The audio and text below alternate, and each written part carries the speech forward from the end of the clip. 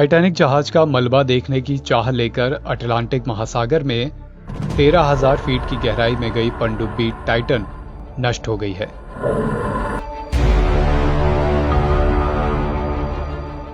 इस पर सवार पाकिस्तानी अरबपति सुलेमान दाऊद और उनके बेटे समेत 5 लोगों की मौत हो गई है।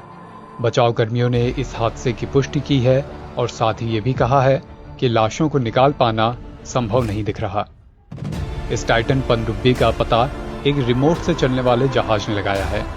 बताया जा रहा है कि मलबा टाइटैनिक के मलबे से कुछ 100 फीट की दूरी पर ही पाया गया है। विशेषज्ञों का कहना है कि अटलांटिक महासागर का ये इलाका काफी रहस्यों से भरा हुआ है, जो एक तरह से अंधेरी दुनिया की तरह ही है। टाइटैनिक का मलबा अटलांटिक महासागर में 4 किलोमीटर की गहराई में स्थित है। इस इलाके को मिडनाइट जोन कहा जाता है, जहां सूर्य की रोशनी नहीं पहुंच पाती है। ऐसे में किसी अंडर वाटर व्हीकल का रास्ता भटकना आसान होता है।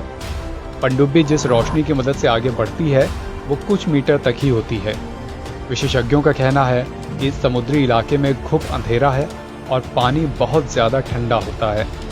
समंदर की सतह पर कीचड़ है और ये हिलती रहती है। आप केवल सोनार की मदद से ही अपनी स्थिति का पता लगा सकते हैं।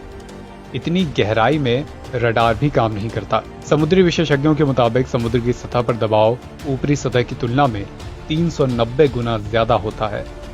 इसलिए यहाँ जाने वाली पनडुब्बी की दीवार को काफी मोटा बनाया जाता है ताकि वो दबाव को झेल सके। समुद्र के अंदर हवा और लहरों की वजह से तेज करंट भी बनता है। इससे समुद्र की सतह पर पड़े सामान की जगह भी बदल जाती है।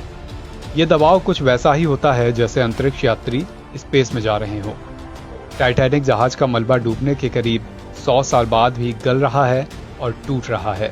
विशेषज्ञों का मानना है कि अगर कोई इसके करीब जाता है तो वो इसमें फंस सकता है। एक बार कोई पनडुब्बी फंस गई तो उसका निकलना बहुत मुश्किल होता है। इस बीच तलाशी अभियान के बाद अमेरिकी अधिकारियों ने कहा कि संभवतः टाइटन सबमरीन विनाशकारी आंतरिक विस्फोट का शिकार हो गई थी। अमेरिका के खुफिया उपकरण ने इस पनडुब्बी के विस्फोट को रिकॉर्ड भी किया था।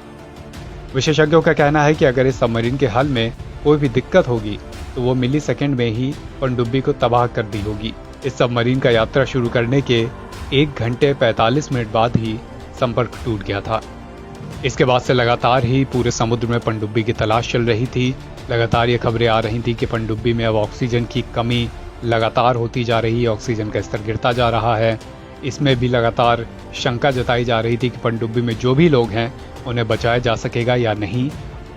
और आखिर 22 जून को बुरी खबर सामने आ गई कि टाइटैनिक जहाज का मलबा देखने की चाह लेकर अटलांटिक महासागर में 13,000 फुट की गहराई में गई पनडुब्बी टाइटन नष्ट हो गई।